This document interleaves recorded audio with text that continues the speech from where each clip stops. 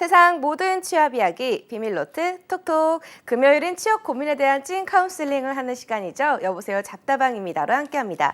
오늘은 해커스잡의 조은희 강사님과 함께합니다. 어서 오세요. 네, 안녕하세요. 네, 쌤 벌써 2월입니다. 그러니까요. 그렇죠. 2023년도 정말 빠르게 갈 것 같은데요. 네. 새해 계획은 어떻게 잘 지켜지고 계신가요? 새해는 사실 좀 쉬자라는 네. 게 계획이었는데 이제 3월부터 다시 시작일 테니까. 근데 지금 얼마 전에 어제까지 공공기관 네. 채용 박람회가 있어서 하루 종일 거기 부스에 있느라 아. 쉬질 못했네요. 네. 새해에도 또 이제 취준생분들 위해서 열일하고 계신 은희쌤. 그렇습니다. 네. 앞으로 잘 아유, 부탁드리겠습니다. 저도 잘 부탁드립니다. 네. 은희쌤과 함께하는 여보세요 잡다방입니다는요. 한국직업방송 투데이 잡스와 취업카페 독보적 1위죠. 독취사가 함께하고 있습니다. 취업 관련 고민이 있다면 독취사 카페에 사연 남겨주시면 방송에 사연이 소개된 분께 상담은 물론이고 해커스 취업 도서를 선물로 드리고 있습니다. 사연 많이 신청해주세요. 그럼 사연 바로 만나볼게요. 아이디 무지진 님이 독취사 카페 게시판에 남겨주신 글입니다. 33살 여자 스펙 평가 부탁드립니다 라고 올려주셨는데요. 자세하게 스펙을 만나볼까요? 현재 나이 스펙은 지방 4년제 일본어 학과고요. 어학 점수는 사설 일본어 능력시험 875점, 정부 일본어 능력시험 1급, 중국어 능력시험 5급, 일본어 번역사 자격증, 일본어 말하기 시험, 중국어 말하기 시험, 한자 능력 시험 3급 보유하고 있습니다. 와, 어학 점수가 굉장히 많네요. 자격증은 국제 바리스타 자격증이 있고요.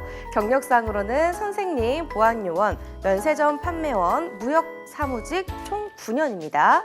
대외활동 공모전으로는 일본 교환학생, 성적 장학금 4회 수령, 교회 유치부 교사 3년, 독서 동호회 운영진 6개월입니다. 많은 걸 하셨는데요. 33살입니다. 33살인데 아직도 여전히 방황을 하고 있다고 하십니다. 현재 재직 중이긴 하지만 임신과 출산 계획으로 인해 34살과 35살에 재취직이 필요할 듯합니다. 출산 후에 어떻게 일을 하면 좋을까요? 라고 남겨주셨습니다. 오늘 잡다반 사연자분은 이 출산 후에 재취업을 걱정하시는 분인데요. 보시면 이 어학 자격증이 굉장히 화려하고 또 여러 일을 해본 것 같아서 일에 대한 호기심이나 애착이 굉장히 강하신 분 같습니다. 은희쌤이 좀 이 사연자분의 전체적인 스펙 점검과 조언이 되는 말씀 해주시면 좋을 것 같습니다. 네. 네. 연지 씨도 계속해서 자격 되게 많네요. 막 감동을 받으셨는데 저 역시 네. 진짜 많은 자격 요건들을 갖추고 계시더라고요. 거기에다가 지금 직장 경력도 총 9년이라고 맞아요. 나와 있어요.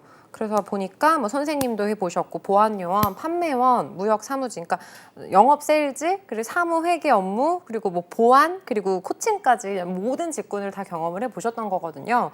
거기다가 좀 일본어랑 중국어도 잘하세요 보니까. 보통 일본어는 좋아하시는 분들은 여러 가지 자격증들을 취득을 하시기는 하거든요. 뭐 네. JPT, JLPT, 뭐 SJLPT 요 정도까지는 이해를 하는데 중국어를 5급이랑 TSC까지 같이 있는 걸 봤을 때는 언어적인 감각이 굉장히 좀 좋으신 분인 것 같아요. 여기에다가 지금 가지고 있는 경험들 플러스 뭐 장학금도 받으셨고 교환학생도 받으셨고 뭐 굉장히 다양한 활동을 하신 정말 열정적인 분이신 것 같습니다. 근데 아무래도 최근에는 예전이랑 조금씩 변하고 있는 게 약간의 취업 트렌드이긴 한데요. 요즘 나이가 좀 올라가고 있어요. 신입 나이가. 중고 신입이라던가 경력직을 뽑는 비중이 굉장히 높아지고 있기 때문에 실질적으로 예전에는 뭐 여자 나이는 뭐 29, 남자 나이는 뭐 31, 요런 정도로 마지노선이었었으면 작년 하반기부터 실질적으로 합격 나이가 되게 많이 올라갔어요. 남성분들은 34살인데도 들어가신 분들도 봤고 네. 심지어 인턴을 32살에 하시는 분들도 굉장히 많아요. 그래서 제가 생각할 때 30대 초반까지는 이제 신입으로는 그러니까 나이를 정말 타이트하게 보는 몇 가지의 기업들을 제외하고는 충분히 들어갈 수 있지 않나라는 생각이 드는데 네. 문제는 지금 이 무지진님께서는 경력이 한쪽에서 9년인 게 아니라 좀 조각조각 맞아요. 9년이시다 네. 보니까 그래서 이제 어떤 직군으로 가야 할지가 조금 관건이지 않을까라는 생각이 들어서 오늘 같이 한번 찾아보면 좋을 것 같습니다. 네, 맞습니다. 이 직무나 업종을 좀 잘 선택하면 좀 좋은 곳으로 가실 수 있을 것 같거든요. 네, 맞아요. 좀 어떤 쪽으로 이직을 하면 좋을까요, 쌤? 우선 근데 지금 이분이 니즈가 되게 명확하세요. 네. 33살이시고 지금 33살이신 것 같아요. 그렇죠? 네. 재직 중이신데 이제 임신을 하신 건지는 모르겠어요. 근데 임신과 출산 계획으로 인해서 재취업을 하고 싶다라는 걸 봤을 때 네. 지금 현재 무역 사무직으로 왠지 근무를 하시고 계실 것 같아요. 언어도 잘 하시는 걸 봤을 때. 네.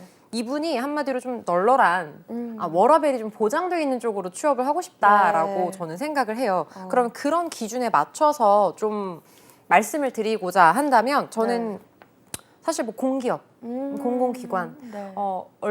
얼마 전 그저께랑 어제 바로 네. 이제 공공기관 채용 박람회가 AT센터에서 굉장히 대규모로 있었는데 3년 만에 이제 엔데믹으로 인해서 오프라인으로 처음 한 거예요. 네. 그동안은 3년 동안 다 온라인으로 했었거든요.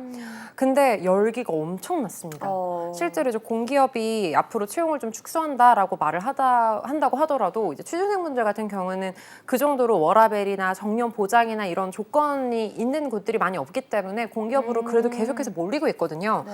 그래서 어쨌거나 공기업은 적게 뽑는다고 하더라도 충분히 매력적인 곳이기 때문에 네. 저는 이분 같은 경우도 충분히 여건들이 좋으셔서 공공성을 가지고 있는 쪽으로 일단 가보실 수 있는 게 좋을 것 같고 네. 그 중에서도 이런 본인이 가지고 있는 어학이라던가 경력을 좀 우대받을 수 있는 공기업을 추천을 드리고 싶어요. 네, 쌤 말씀대로 오늘 사연자분이 어학 자격증이 굉장히 화려하신 분이다 보니까 어학 쪽을 좀 살리면 좋을 것 같은데요. 네. 어학을 좀 우대해줄 수 있는 공공기관은 어떤 게 있을까요? 네, 일단 되게 다양한 공공기관들이 있는데 실제로 이제 공기업들도 굉장히 나눠져 있어요. 네. 에너지 발전 공기업, 그리고 복제 쪽, 금융 쪽, 그리고 이제 문화 관광 쪽으로 이렇게 나눠볼 수 있는데 흔히 많이 그들 생각하시는 뭐 언어를 잘하면 인국공을 가야 되지 않나요? 인천국제공항공사나 공항공사, 관광공사 물론 그렇긴 한데 그쪽은 또 이제 별들의 전쟁입니다. 그래서 실제로 인국공이나 이런 쪽은 막 행시 준비하시다가 오신 분들도 계시고 네. 회계사 준비하시다가 오신 분들도 계셔서 사실은 영어를 잘한다고 해서 그냥 들어갈 수 있는 곳은 아니고요. 네. 서류는 누구나 붙을 수 있지만 필기가 굉장히 어렵습니다. 그런데 이제 어학을 그래서 조금 살릴 수 있는 방안을 생각을 해보면 네. 아예 문화 관광 쪽 이쪽을 저는 추천을 드리고 싶어요. 제일 대표적인 기업이 한식진흥원이라는 공기업이 있습니다. 여기는 어떤 곳이냐면 뭐 예를 들어 뭐 한식, 그러니까 비빔밥, 그리고 뭐 여러 가지 뭐 불고기, 우리 한식을 실제로 네. 홈페이지에 어떻게 취식을 하는지, 어떤 뭐 영양 성분이 있는지 이런 것들을 홍보하는 글을 기재하는 그런 역할들을 실제로 하고요. 다양한 이제 홍보 활동이나 아니면 이벤트나 네. 이런 프로모션들을 같이 이제 진행을 하는 곳인데 이곳은 아무래도 주체가 대부분 이제 중국이나 일본 분들을 위한 컨텐츠를 게시를 하는 그런 곳이다 보니까 네. 일본어랑 중국어를 하시는 분들을 되게 많이 우대를 합니다. 네. 그래서 이분께는 굉장히 조금 도움이 되실 수 있을 것 같고요. 네. 그리고 이런 진흥원이나 재단 네. 보면 문화재단 땡땡시 뭐 문화재단 땡땡시 뭐 관광공사 이런 쪽으로 가보면 실제로 어학을 굉장히 중요하게 보는데 필기는 NCS만 보는 경우가 굉장히 높아요. 그래서 NCS 정도만 공부를 하시고 또 이제 관련해서 실제로 무역 3으로도 근무를 하시고 그러셨기 때문에 네. 이런 부분들을 자소서에 좀 많이 기재를 해주시면 좋을 것 같습니다. 네. 그래서 저는 이 문화관광 쪽 관련된 공기업들을 일단 먼저 한번 서칭해 보시면 좋을 것 같다. 추천드리고 싶어요. 네, 이 한식진흥원과 같은 이 문화나 관광 쪽 분야의 공공기관을 추천을 해주셨는데요. 네. 좀 해당 기관 입사를 위해서는 좀 어떤 부분이 필요할까요? 실제로 이분이 네. 근데 지금 보니까 중국어랑 일본어는 있어요. 네. 근데 영어가 없습니다. 아, 이게 한자를 공부하신 분들이 이게 네. 중국이나 일본이나 한자를 기반으로 해서 이게 진행이 되다 보니까 같이 있으신 분들이 있는데 이게 좀 안타까운 게 일본어 전공하신 분들이 영어랑 이 어순이 완전 반대여가지고 맞아요. 조금 어려워하시는 네. 분들이 많아요. 그래도 좀 희망적인 건 중국어를 하셨는데 중국어는 실제로 영어랑 어순이 똑같거든요. 그래서 중국어 하신 분들이 실제로 영어를 금방 좀 배우시는 경향도 없지 않아요. 그래서 일단 영어를 취득을 해주셔야 되고요. 네. 언어를 보는 곳은 일본어, 중국어를 당연히 좋아하지만 그만큼 영어도 보기 때문에 토익을 취득하시는 게 좀 어렵다. 네. 그러시면 지금 일본어나 중국어 말하기 시험도 다 취득을 하셨으니 네. 차라리 뭐 토익 스피킹 학원 같은 거나 오픽 학원 등록하셔서 단기간에 좀 높은 점수로 만드시는 거, 그래서 영어를 만드시는 게 일단 첫 번째일 것 같고요. 네. 사실은 토익도 있으면 좋겠지만 이분은 지금 뭐 일본어나 중국어 실력이 굉장히 좋으신 편이기 때문에 충분히 영어는 스피킹 정도만으로도 충분할 것 같습니다. 네. 그리고 지금 가지고 있는 자격증이 뭐 바리스타 자격증 뭐 이런 부분들이나 뭐 어학 자격증 요렇게만 있어요. 근데 일단 사무직을 하시려면 컴활 자격이 필수입니다. 그래서 근데 분명 이분 컴활 사용을 잘 하실 것 같거든요. 네. 컴퓨터. 그래서 컴퓨터 하고 있으니까요. 그러니까요. 저는 엑셀이나 이런 거 진짜 잘 못하거든요. 왜냐면 음. 강의를 하다 보니까. 근데 사무직을 하시는 분들은 다 기본으로 다 하시더라고요. 맞아요. 네. 그래서 컴활은 그래도 1급을 취득하시는 게 좋은데 컴활 같은 경우는 또 이제 필기랑 실기로 나눠져 있다 보니까 한 2달은 잡으셔야 돼요. 그래서 지금 만약에 임신 출산 계획 중이시고 회사가 너무 급박하시다면 어차피 이제 이직하실 거 고려하셔서 그만두시고 토익이랑 컴활 취득하시는 게 좋을 것 같고요. 네. 그리고 요즘에는 공기업들이 대부분 그 한국사는 기초로 많이 보는 편이에요. 네. 그래서 한국사는 1년에 4번 밖에 시험이 없기 때문에 한국사 1급도 같이 등록을 하시면 좋을 것 같습니다. 네. 그리고 나서는 이제 NCS인데요. NCS는 또 언어 공부 잘하시는 분들이 NCS도 되게 잘하시는 편이에요. 문해력을 조금 요구하는 그런 부분들도 있기 때문에 네. 의사소통 같은 경우는 쉽게 공부하실 수 있을 것 같고요. 다만 이제 이 스킬이 좀 필요해요. NCS는. 네. 그래서 난이도가 아주 어렵다기보다는 어떻게 보면 뭐 중고등학교 정도의 레벨인데 중학교에서 고등학교 초의 레벨 정도인데 이거를 빨리 풀어야 하는 거다 보니까 네. 그래서 막 아주 어렵다기보다는 스킬이 필요한 거라서 일단은 기본서 한 2, 3회독 정도 공부를 하시면 되는데 해커스 교재가 굉장히 좋습니다. 네. 저희 선생님들이 되게 열심히 쓰셔서 실제로 적중률도 높고요. 요즘에는 이제 피셋이랑 모듈형으로 이제 둘 다 나눠져 있는데 기본서에는 그 내용이 그대로 나와 있기 때문에 네. NCS를 공부하는 방법으로는 일단 NCS 기본서를 2, 3회독 정도 하시면서 네. 유형 완벽하게 파악을 하시고 네. 그다음에 이제 민경채라고 해서 민간 경력 채용이라는 피셋 유형 시험들이 있어요. 이게 공무원 시험인데 이게 경력직 채용하는 네. 시험이거든요. 그래서 거기에서 이제 피셋 유형은 실제로 11개년치가 나와 있어요. 2010년대부터 지금까지. 그래서 11년치는 무료로 받아보실 수 있기 때문에 그거 네. 모의고사 풀면서 NCS 감각 쌓고 그 다음에 이제 봉투 모의고사로 넘어가는 게 일반적인 NCS 공부법인데 웬만한 뭐 재단이나 진흥원이나 이런 쪽은 요 정도만 공부하셔도 충분히 합격하실 수 있을 것 같습니다. 네, 그런데 우리 사연자분이 임신과 출산 계획이 있다고 적어주셨거든요. 네. 그럼 이 새로운 자격증을 따는 게 쉽지는 않을 것 같은데요. 어떻게 보시나요? 이 자격증 공부는 네. 임신 기간에 따기 딱 좋죠. 그래요? 이게 물론 이게 제 주변에도 이제 네. 임신한 친구들이 많은데 공부 많이 합니다. 실제로 태교로도 많이 하신다고 해서 이게 그렇게까지 스트레스 받는 공부는 아니거든요. 네. 이미 이분은 뭐 중국어나 일본어 말하기 잘하시니까 영어 말하기는 즐겁게 하실 수 있을 거라고 생각하고 컴퓨터 활용 능력은 아마도 이제 사무직을 하셨기 때문에 네. 조금 나으시지 않을까 싶고 한국사도 알아야 하는 거니까 네. 이 정도는 충분히 하실 수 있지 않을까 싶습니다. 네. 근데 우리 사연자분 취업이요. 공공기관 말고 좀 다른 기업도 가능할까요?